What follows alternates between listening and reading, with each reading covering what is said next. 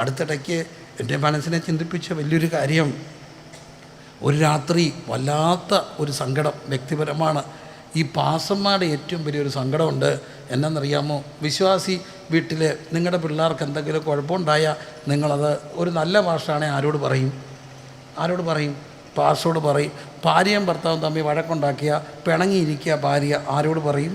Pastor അവൾ 3-4 ആഴ്ചയായിട്ട് ദിവസമായിട്ട് പിണങ്ങിയിരിക്കുക. Pastor അത് അറിയാത്തതുപോലെ വന്ന് രമ്യപ്പെടുത്തണം. ഞാനും ഭാര്യയും കൂടെ പിണങ്ങി ആരോട് പറയും? സെക്രട്ടറിയോട് പറയാമോ? പറയരുത്. സ്വന്തം കുടുംബത്തെ ഭരിക്കാൻ അറിയാത്തവൻ എങ്ങനെ സഭയെ ഭരിക്കുമെന്ന് ആലോചിക്കും. പാസ്റ്ററും ഭാര്യയും കൂടെ പിണങ്ങത്തില്ലെന്ന് നിങ്ങൾക്ക് തോന്നുന്നുണ്ടോ? പിണങ്ങൂടി? അപ്പം ഇല്ല, പിണങ്ങത്തേ ഇല്ല. പിണങ്ങും. പിള്ളേരുടെ സാക്ഷ്യം പിണങ്ങുമെന്ന് കണ്ടോ? പിണങ്ങും. പിള്ളേർ പറഞ്ഞു പിണങ്ങുമെന്ന്. അപ്പം പുള്ളി കള്ളം പറയും, പക്ഷെ പിള്ളേർ പള്ളത്തില്ല. കാരണം പിള്ള മനസ്സിൽ എന്തോ ഇല്ല, കള്ളയില്ല. കണ്ടോ?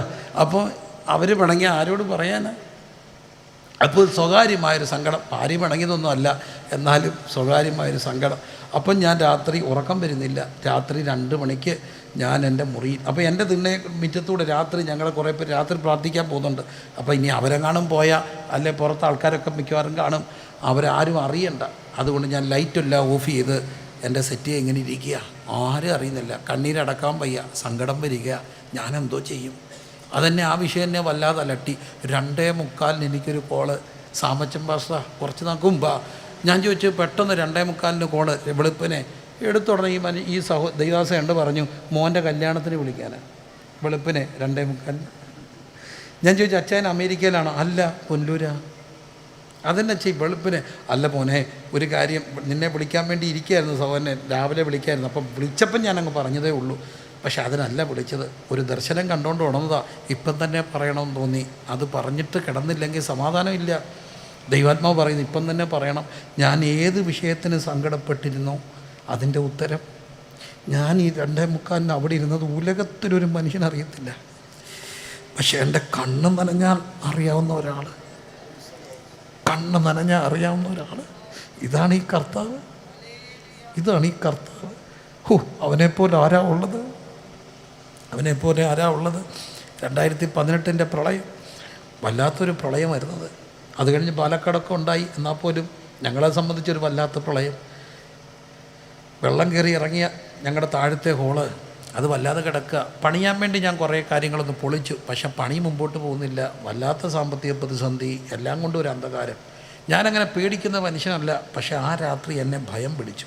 ഭയം ഒരു വല്ലാത്ത ദുരാത്മാവാണ്. ഞാനങ്ങനെ പേടിക്കാറില്ല. സാധാരണഗതി പല വിഷയങ്ങളിലും ഞാനിങ്ങനെ നിർഭയനായിരിക്കുന്ന ഒരു കൃപ ദൈവം തന്നിട്ടുണ്ട്.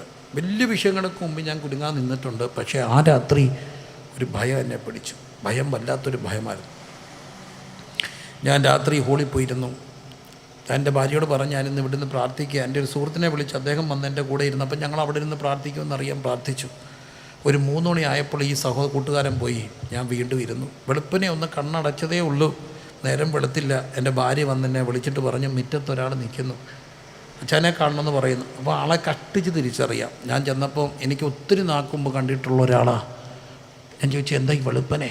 അല്ല, ഒന്ന് കാണാൻ വന്ന പാസ്. വെളുപ്പനെ ആകുമ്പോൾ ഇവിടെ കാണും, എങ്ങും പോകുന്നതിന് മുമ്പ് വന്ന. എന്തുകൊണ്ട്? ഒന്നുമില്ല. പക്ഷേ അദ്ദേഹം എന്നാൽ ഞാൻ ഒന്ന് പ്രാർത്ഥിക്കട്ടെ. പ്രാർത്ഥിക്കാൻ വേണ്ടി പെരയ്ക്കകത്ത് കയറിയ ആ മനുഷ്യൻ എന്നോട് ചോദിച്ചു, ഇന്നലെ രാത്രി പേടിച്ചോ?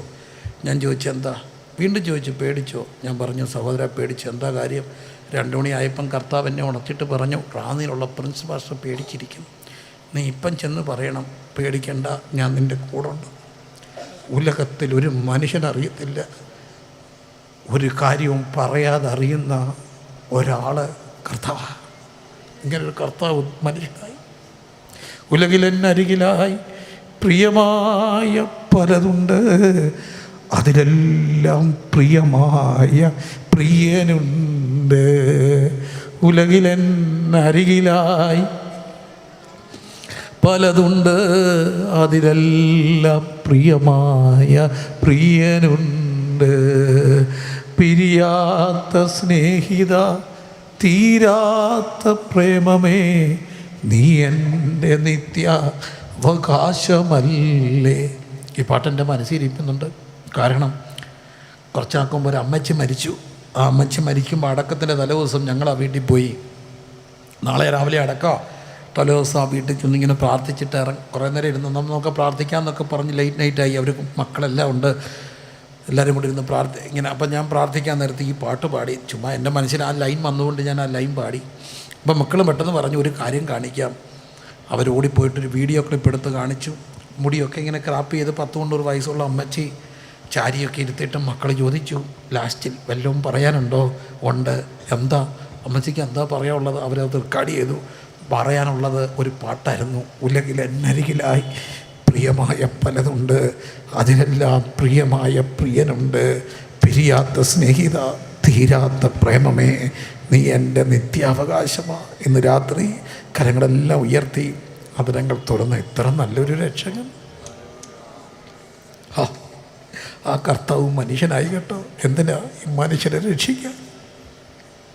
ഇത്ര നല്ല രക്ഷക യേശുവേ, ഇത്രമാ സ്നേഹം നീ തന്നതാ, ഇത്ര നല്ല രക്ഷക യേശുവേ, ഇത്രമാ സ്നേഹം നീ തന്നതാ, എന്തു ഞാൻ നൽകിയിടും തുല്യമാ,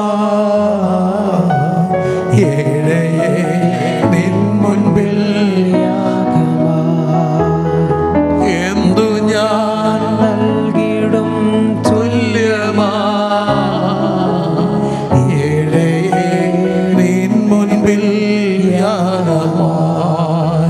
വൻതിരാ പോലൊരു ക്ലേശം വന്നാലും മാറല്ലേ എന്നു നീ വന്നിടും മേഘത്തിൽ, അന്നു ഞാൻ ധന്യനായി തീർന്നിടും. ഇത്ര നല്ല രക്ഷകനായ യേശുവേ, ഇത്ര സ്നേഹം നീ തന്നതാ, ഇത്ര നല്ല രക്ഷകനായ യേശുവേ, ഇത്ര സ്നേഹം നീ തന്നതാ, ഓ എന്തു ഞാൻ നൽകിയിടും തുല്യമായി, ഏഴയെ നിൻ മുൻപിൽ എന്തു ഞാൻ നൽകിയിടും തുല്യമായി, ഏഴയെ നിൻ മുൻപിൽ യാഗമായി. ഈ ദൈവം മനുഷ്യന് വേണ്ടി മനുഷ്യനായി മാറി. കർത്താവിൻ്റെ ഏറ്റവും വലിയ പ്രത്യേകത ആ മനുഷ്യനെല്ലാം അനുഭവിച്ച മനുഷ്യനെന്നുള്ളത്. ഒരു മനുഷ്യൻ കടന്നു പോകുന്ന സകല വേദനകളും അനുഭവിച്ച ഒരു മനുഷ്യൻ. എന്താ അനുഭവിക്കാഞ്ഞത്? അതുകൊണ്ടാണ് എബ്രായ ലേഖനത്തിൽ പറയുന്നു, നമുക്കുള്ള മഹാപുരോഹിതൻ നമ്മുടെ ബലഹീനതകളിൽ സഹതാപം കാണിപ്പാൻ കഴിയാത്തവനല്ല, പാപമൊഴികെ സകലത്തിലും നമുക്ക് തുല്യനായി പരീക്ഷിക്കപ്പെട്ട കർത്താവ്. പാപമൊഴികെ സകലത്തിലും നമുക്ക് തുല്യനായി പരീക്ഷിക്കപ്പെട്ട കർത്താവ്. എന്താ അനുഭവിക്കാതെ പോയത്? ഒരു മനുഷ്യൻ അനുഭവിക്കുന്ന സകല വേദനകളും അറിയാം. വിശപ്പറിയത്തില്ലേ? 40 ദിവസം ഉപവസിച്ചു. വയസ്സെത്ര വയസ്സിലാണ്? 30-ാമത്തെ വയസ്സിൽ 40 ഉപവസിച്ചു. ഞാൻ സാധാരണ പറയാറുണ്ട്, ഏറ്റവും കൂടുതൽ വിശപ്പുള്ളൊരു സമയം യൗവനത്തിലൊക്കെ മനുഷ്യൻ കഴിക്കും. കഴിക്കുമെന്ന് ചോദിച്ചാൽ കഴിക്കും. ഞാൻ തീറ്റ മത്സരത്തിൽ ഫസ്റ്റ് മേടിച്ചിട്ടുണ്ട്.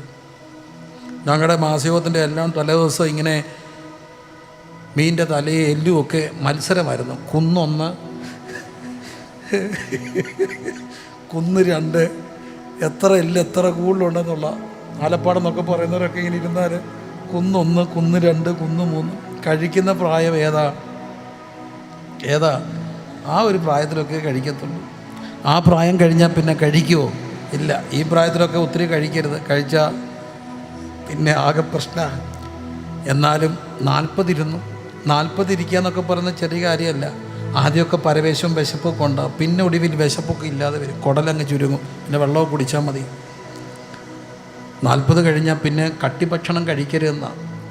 വേവിച്ച കഞ്ഞി നല്ലപോലെ വെന്ത് ഇച്ചിരി കുടിക്കണം, കുടലിങ്ങനെ വികസിച്ച് വരണം. പക്ഷേ എനിക്കറിയാവുന്ന ആ മനുഷ്യൻ 40 ദിവസം ഉപവസിച്ചപ്പോൾ കഴിക്കാൻ വിശന്നപ്പം നാരങ്ങാനീര് കൊടുക്കാൻ നേതാവില്ല.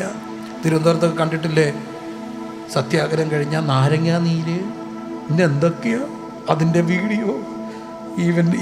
ഈ മനുഷ്യന്, ദൈവം മനുഷ്യനായി തീർന്ന ഈ ഗുരുവിന് നാരങ്ങാനീര് കൊടുക്കാൻ ആരുമില്ല.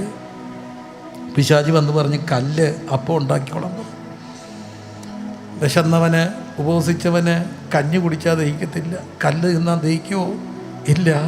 അതുകൊണ്ട് ഇന്നും ഒരു ഗുണമുണ്ട്, വിശക്കുന്നവൻ്റെ വിശപ്പറിയാവുന്ന ഒരാളുണ്ട്. വിശന്നവർക്ക് അവൻ അപ്പമാകും. എന്തുകൊണ്ടാണ്?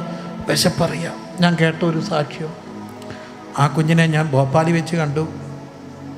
അവിടെ ഒരു യോഗത്തിന് പോയപ്പം അപ്പോൾ അവിടുത്തെ പാസ് ഈ കുഞ്ഞിൻ്റെ സാക്ഷിയാന്ന് പറഞ്ഞു. എനിക്കറിയാം അവിടെ അപ്പനെ 4 മക്കളാ.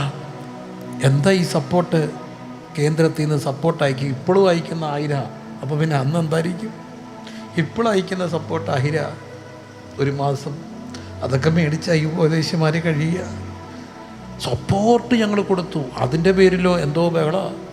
1000 രൂപ, 1500 രൂപ, 2000 രൂപ കൂടിയെന്നാൽ വാടകയ്ക്ക് 5000 രൂപ. അപ്പോൾ ഈ കൊച്ചു കുഞ്ഞിന് തുടത്തിൽ അളന്ന് പാല് മേടിക്കും. അവിടെ തുടത്തിലാണ്. പണ്ട് ഇപ്പോഴാണ് കുപ്പിയിലൊക്കെ കവറിലൊക്കെ. പണ്ട് എന്തിനാ കൊടുക്കുക? 1 തുടം 2 തുടം. തുടത്തിലളന്ന് കണ്ടിട്ടുണ്ടോ? തുടത്തിലളന്ന് കൊടുക്കും. അപ്പോൾ ആ കുഞ്ഞിന് വേണ്ട പാല് മേടിക്കും. മൂത്ത കൊച്ചു സ്കൂളിൽ പോയപ്പോൾ അമ്മയോട് ചോദിച്ചു പോലും 4 മണിക്ക് വരുമ്പം പാലൊഴിച്ചൊരു ചായ തരാമോ? അമ്മ പറഞ്ഞു തരാം. പക്ഷേ പാലുണ്ടോ? ഇല്ല. 4 അടുക്കാറായപ്പം ആരോ വന്ന് വാതുക്കം മുട്ടുന്നു നോക്കിയപ്പം സൈക്കിളിൽ ഒരു പാൽക്കാരൻ. പാത്രം കൊടുത്തു, പാല് കൊടുത്തു. ദീദി ഓർത്തു, കൊച്ചമ്മ ഓർത്തു. പാസ്റ്റർ പറഞ്ഞു വിട്ടതാ. പാല് മേടിച്ച് വെച്ചു. പക്ഷേ പാസ്റ്റർ വന്നപ്പം ചോദിച്ചു, പാല് ഇടപാട് ചെയ്തായിരുന്നോ? ഇല്ല. ആരാ തന്നത്? പാൽക്കാരൻ. അവർ രണ്ടും കൂടെ ഇന്ന് മലയിൽ നിന്ന് ഗ്രാമത്തിൽ ആ പാലുകാരനെ തപ്പി കണ്ടിട്ടില്ല. പക്ഷേ വിശന്ന് വലഞ്ഞ കുഞ്ഞിൻ്റെ മുമ്പിൽ അപ്പമായിട്ട് വന്ന കർത്താവ് എന്തുകൊണ്ടാണ് വന്നത്?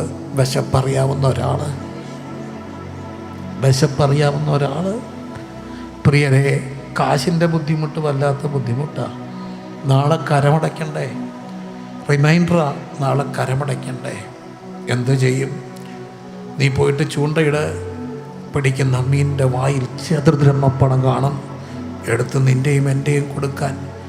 അരക്കാശിന് മുതലില്ലാതെ തല ചായ്പാൻ ഇടമില്ലാതെ 33 കൊല്ലം ഭൂലോകത്തിൽ സഞ്ചരിച്ച ഒരു ഗുരു, മനുഷ്യൻ അനുഭവിച്ച സകല വേദനകളും പച്ചക്കറിഞ്ഞ ഒരു കർത്താവ്. ഈ കർത്താവ് ഇത്ര നല്ല രക്ഷകൻ. ദൈവം മനുഷ്യനായി മാറി. ആ ദൈവം മനുഷ്യനായി മാറി. മറക്കരുത്, ഒരു വീടെല്ലാവരുടെയും ആഗ്രഹം. പക്ഷേ എല്ലാവരും വൈകിട്ട് വീടുകളിൽ പോകുമ്പോൾ ഒരു മലയിൽ കയറിപ്പോയ കർത്താവ് കണ്ടോ? അരക്കാശിന് മുതലില്ലാതെ തലചായ്പാനും സ്ഥലമില്ലാതെ. അരക്കാശിന് മുതലില്ലാതെ തലചായ്പാനും സ്ഥലമില്ലാതെ 33 കൊല്ലം പാർത്തലത്തിൽ പാർത്തല്ലോ നീ. 33 കൊല്ലം പാർത്തലത്തിൽ പാർത്തല്ലോ നീ. എല്ലാവർക്കും കർത്താവിനെ ഭയങ്കര ഇഷ്ടമായിരുന്നു കേട്ടോ. കർത്താവിനെ അറസ്റ്റ് ചെയ്ത് കൊണ്ടുപോകുമ്പോൾ അതിൻ്റെ തലയാഴ്ച അവർ പാടി ദാവീദ് പുത്രന് ഹോശന്ന. അവർ കുരുത്തോലയൊക്കെ പിടിച്ച് വാഴ്വുകൾ പാടി.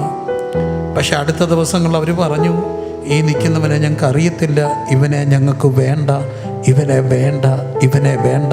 ആരെ മതി? ബറബാസിനെ മതി. ഏതുപദേശിയുടെയും സ്വകാര്യ സങ്കടം എന്താണെന്നറിയാമോ? കഷ്ടപ്പെട്ട ഒരു സ്ഥലത്ത് വേല തുടങ്ങും, ആൾക്കാർ വരും, കുടലുണങ്ങി ഉപവസിച്ച് സഭ വളരും, ഒരു സ്ഥലം മേടിക്കും, ഹോള് പണിയും, ഉദ്ഘാടനം കഴിയും. കുറച്ച് കഴിയുമ്പോൾ അവർ പറയും, ആരെ വേണ്ട, പാസ്റ്ററെ വേണ്ട. അതിനകത്ത് ഏറ്റവും പ്രമാണി എന്ന് പറഞ്ഞാൽ കേന്ദ്രം പറയും, പോകോളാൻ പറയും. കാരണം അവരും പറയും പിണക്കിട്ട് എന്തോ ചെയ്യാനാ. ചിലർ കേസിന് നിൽക്കും, ചിലർ വഴക്കുണ്ടാക്കും. ഭൂരിപക്ഷം വരും പോകും. എന്തുകൊണ്ടാണ് പോകുന്നറിയാമോ? അന്ന് രാത്രി കർത്താവ് എന്ന് പറയും, എന്നോടും പറഞ്ഞു എന്നെ വേണ്ടാന്ന്, നീ സങ്കടപ്പെടരുത്, നിൻ്റെ കൂടെ ഞാനുണ്ട്, എനിക്ക് നിന്നെ വേണം. വേണ്ടാന്ന് പറയുന്ന എല്ലാവരുടെയും അടുക്ക് എനിക്ക് നിന്നെ വേണമെന്ന് പറയാൻ. ഓ, അരക്കാശിന് മുതലില്ല. ഇന്ന് രാത്രി ദൈവസാന്നിധ്യം ഇവിടെ ഉണ്ട്. യേശു കർത്താവ് ഇവിടെ നിൽപ്പുണ്ട്.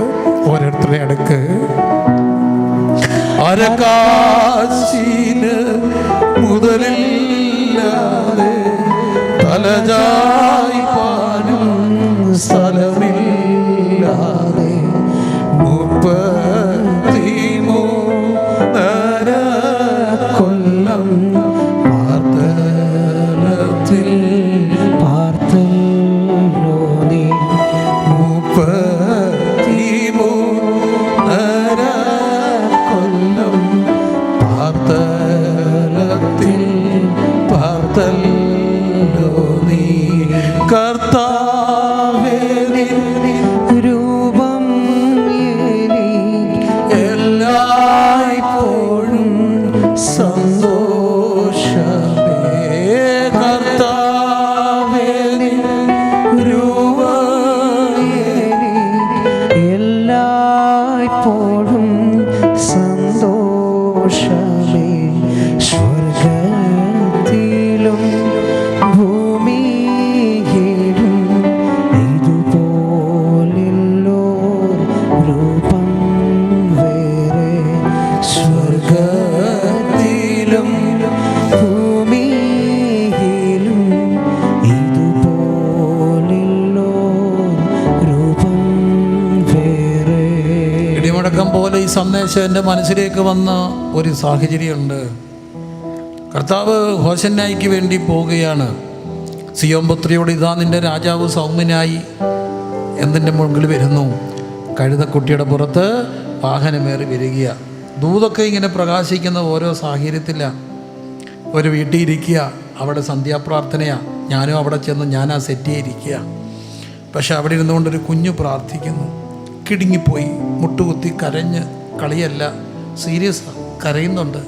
കർത്താവേ, സ്കൂളിൽ പോയി ആ ടീച്ചർ ഒത്തിരി പഠിപ്പിച്ചു, എനിക്കൊന്നും മനസ്സിലായില്ല. ആ ടീച്ചർ എന്നെ അടിച്ചു, എനിക്ക് വല്ലാതെ നൊന്തു. കർത്താപ്പച്ച, ഒന്നീ ബുദ്ധിത, അല്ല ടീച്ചറെ മാറ്റ, എന്തെങ്കിലും ഒന്ന് ചെയ്യും.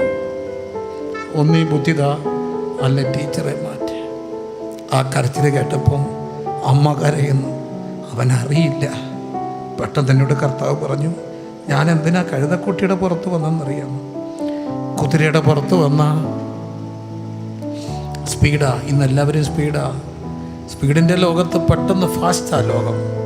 പക്ഷേ ഈ കുട്ടി സ്ലോയാ. ഒത്തിരി മക്കൾ ഇന്ന് സ്ലോയാ. ഈ സ്ലോ ആയിട്ടുള്ള മക്കളെ ഓർത്ത് കരയുന്ന ഒത്തിരി അമ്മമാരുണ്ട്. എന്താകും എൻ്റെ കുട്ടിയുടെ ഭാവി? ആ സ്ലോ ആയിട്ടുള്ളവനോടും ചേർന്ന് കിടക്കാൻ പെതുക്കെ വന്ന് കഴുതക്കുട്ടിയുടെ പുറത്തൊരാൾ, പിൻപനെ മുൻപനാക്കാൻ, ജ്ഞാനികളെ ലജ്ജിപ്പിപ്പാൻ, ഭോഷത്വമായി തെരഞ്ഞെടുക്കാൻ ഈ കർത്താവിന് രാത്രി ഇവിടെ വന്നിട്ടുണ്ട്. ഒരു വശം സ്ട്രോക്കായാൽ പോയാ പിന്നെ എങ്ങനെ ഓടും? പെതുക്കെ നടക്കുന്നവൻ ഭാരമാണ്. പക്ഷെ അവൻ്റെ കൂടിങ്ങനെ കഴുതക്കുട്ടിയുടെ പുറത്ത്. കർത്താവേ, നിൻ രൂപം എല്ലായ്പ്പോഴും സന്തോഷമേ. കർത്താവേ, നിൻ രൂപം എല്ലായ്പ്പോഴും സന്തോഷമേ. സ്വർഗത്തിലും ഭൂമിയിലും ഇതുപോലെല്ലോ രൂപം വേറെ. സ്വർഗത്തിലും ഭൂമിയിലും ഇതുപോലെല്ലോ രൂപം വേറെ. ജന്മ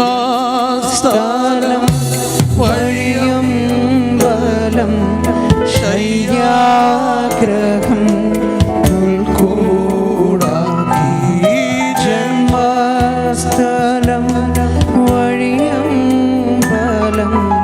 ശയ്യാഗ്രഹം പുൽക്കൂടാക്കി വഴിയാധാര ജീവിയായി ഭൂലോകത്തെ സന്ദർശിച്ചു വഴിയാധാര ജീവിയായി ഭൂലോകത്തെ സന്ദർശിച്ചു.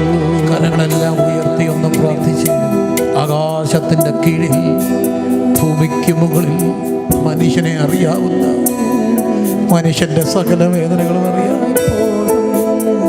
മനുഷ്യൻ്റെ സകല രാത്രി കർത്താവിനോട് ചിലരുടെ സങ്കടങ്ങളെ അറിയുവാൻ പുറത്തു പറയാത്ത വേദനകൾ വേണ്ടാന്ന് പറയുന്നവരാണ്. ഇതുപോലെ അറിയുന്നു. ഹന്ന സംസാരിച്ചില്ല, ശബ്ദം കേൾപ്പിച്ചില്ല, അവൾ അവളുടെ ഹൃദയം പകർന്നു.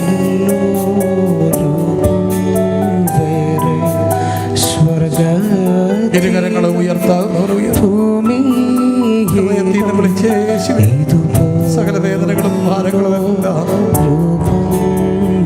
ഏകദിന കൺവെൻഷൻ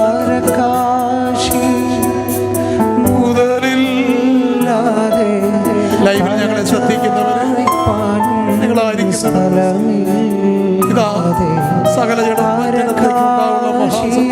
അത്യുന്നതങ്ങളുടെ ദൈവപ്രസാദമുള്ള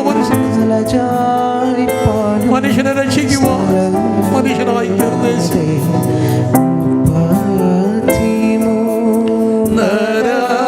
കൊല്ലം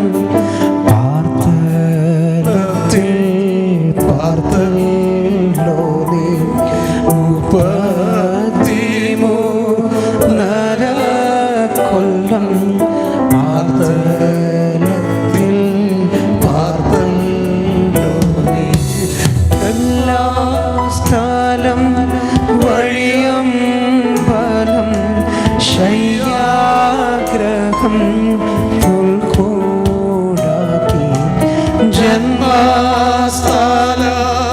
വഴിയമ്പലം ശയ്യാഗ്രഹം പുൽക്കൂടാക്കി വഴിയാധാര ജീവിയായി ഭൂലോകത്തെ സന്ദർശിച്ചു വഴിയാധാര ജീവിയായി ഭൂലോകത്തെ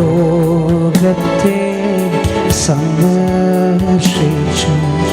എല്ലാവർക്കും നന്മ ചെയ്യുവാൻ എല്ലായ്പ്പോഴും സഞ്ചരിച്ചു.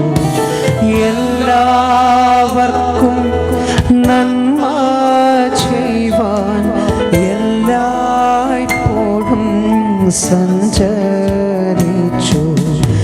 എല്ലായിടത്തും ദൈവസ്നേഹം വെളിവാക്കി നീ മരണത്തോളം.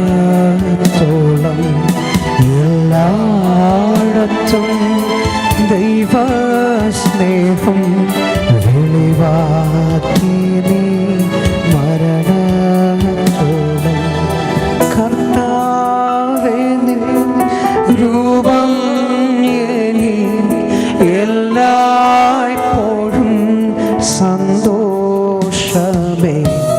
കർത്താവേ നിൻ രൂപം എല്ലായ്പ്പോഴും സന്തോഷമേ. സ്വർഗത്തിലും ഭൂമിയിലും ഇതുപോലല്ലോ രൂപം വേറെ. സ്വർഗത്തിലും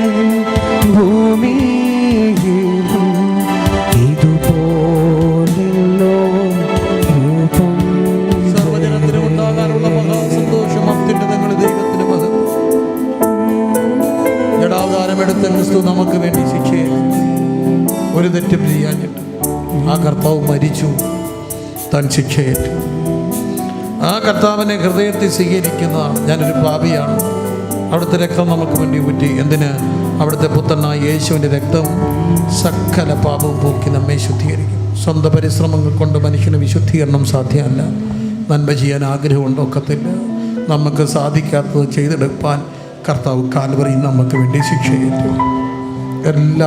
ഒരുവനാൽ എല്ലാവരും പാപികളായെങ്കിൽ ഒരുവൻ്റെ അനുസരണത്താൽ എല്ലാവർക്കും നീതീകരണം വരേണ്ടതിന് അവിടുന്ന് നമുക്ക് വേണ്ടി ശിക്ഷയേറ്റു. ഈ കർത്താവിനെ ഹൃദയത്തിൽ കൈക്കൊള്ളുന്നതിൻ്റെ പേരാ മാനസാന്തരം. ദൈവമേ, ഞാനൊരു പാപിയാ. വ്യക്തിപരമായി യേശുവിന് ഹൃദയം കൊടുക്കുക. കർത്താവിന് ഹൃദയം കൊടുത്താൽ കർത്താവ് പറയുന്ന വചനം പറയുന്നു, ഞാൻ നിൻ്റെ ഹൃദയത്തിൻ്റെ വാതിൽക്കൽ നിന്ന് എന്ത് ചെയ്യുക? മുട്ടുകയാണ്. നമുക്ക് ദൈവം തന്നിരിക്കുന്ന ഒരു കപ്പാസിറ്റി ഉണ്ട് തിരഞ്ഞെടുക്കാൻ. ഈ രാത്രി ആ ഹൃദയം ദൈവത്തിന് കൊടുത്താൽ അവിടെ കർത്താവ് വരും. കർത്താവ് ഹൃദയത്തിലായാൽ നാം കർത്താവിലാകും. പിന്നെ നമ്മുടെ വിശുദ്ധിയല്ല, അവിടുത്തെ പുത്രൻ്റെ കണ്ണിൽ കൂടെ നമ്മൾ കാണുക. ഒരുവൻ ക്രിസ്തുവിലായാൽ അവൻ പുതിയ സൃഷ്ടിയാണ്. രക്ഷിക്കപ്പെടുക, യേശുവിൻ്റെ രക്തത്താൽ കഴുകുക. അങ്ങനെ ഒരു ദിവസം നിങ്ങൾക്ക് ഓർമ്മയുണ്ടോ? വ്യക്തിപരമായി ഞാനൊരു പാപിയാണ്. കർത്താവേ, എൻ്റെ പാപത്തിന് വേണ്ടിയാണ് അവിടുന്ന് മരിച്ചത്. അവിടുത്തെ രക്തം എനിക്ക് വേണ്ടിയാണ് ഊറ്റിയത്. എന്നെ കഴുകണമേ, എന്നെ വിശുദ്ധീകരിക്കണമേ എന്ന് പറഞ്ഞ് ഹൃദയം ദൈവത്തിന് കൊടുത്ത ആ ഒരു ദിവസം നിങ്ങൾക്ക് ഓർമ്മയുണ്ടെങ്കിൽ നാം ഭാഗ്യവാന്മാരാ. അതില്ലെങ്കിൽ ഇതാകുന്നു രക്ഷാ ദിവസം, ഇതാകുന്നു സുപ്രസാദ കാലം.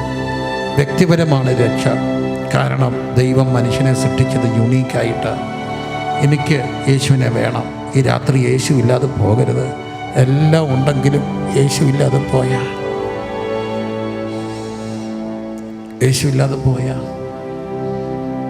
ഇവിടെ ധനം കാണും, പ്രൗഢി കാണും. സുഹൃത്തെ, യേശു ഇല്ലാതെ പോയാൽ കൂട്ടുകാരൻ മരിക്കുമ്പോൾ 150 ബൈക്കിലൊക്കെയാണ് വരിക. എല്ലാവരുടെ നെഞ്ചത്ത് ഒരു പോസ്റ്റർ കാണും, ഒരു ബാഡ്ജ് കാണും. കൂട്ടുകാരൻ്റെ വിട, കണ്ണീരി കുതിർന്ന യാത്രാമൊഴി, അതോടുകൂടി തീരും. എന്നാൽ യേശുവുമായിട്ടൊരു ബന്ധമുണ്ടായാൽ ആ ബന്ധം മരണം കൊണ്ട് തീരത്തില്ല. ഇവിടെ മരിച്ചാൽ അവിടെ തുടങ്ങും. മരണത്താൽ മറയാത്ത മകൾ സ്നേഹപ്രഭയാ പിരിയാ ബന്ധമാണിതു യുഗകാലം വരെയും. മരണത്താൽ മറയാത്ത മകൾ സ്നേഹപ്രഭയാ പിരിയാ ബന്ധമാണിതു യുഗകാലം വരെ. ആ ബന്ധം പിരിച്ചത് ഒറ്റ കാര്യമാണ്, പാപം. പലപ്പോഴും നമ്മുടെ ബന്ധത്തെ പിരിക്കുന്നത് പാപമാണ്. അത് കൂട്ടുകാരുടെ രൂപത്തിലായിരിക്കാം, ലഹരിയുടെ രൂപത്തിലായിരിക്കാം, രഹസ്യ ഫോൺ കോളുകളുടെ രൂപത്തിലായിരിക്കാം. എൻ്റെ കർത്താവുമായിട്ടുള്ള ബന്ധത്തിൽ നിന്ന് എന്നെ പിരിക്കുന്ന എന്തെങ്കിലും ഉണ്ടെങ്കിൽ ഇന്ന് രാത്രി വിട്ടുകളഞ്ഞാൽ ആ ബന്ധം ദൃഢമാകും. പ്രിയരെ, ഇവിടുത്തെ സകല ബന്ധങ്ങളും മരണം കൊണ്ട് പിരിയും. എന്നാൽ മരണം കൊണ്ട് പിരിയാത്ത ഒറ്റ ബന്ധമേ ഉള്ളൂ, അത് കർത്താവുമായിട്ടുള്ള ബന്ധമാണ്.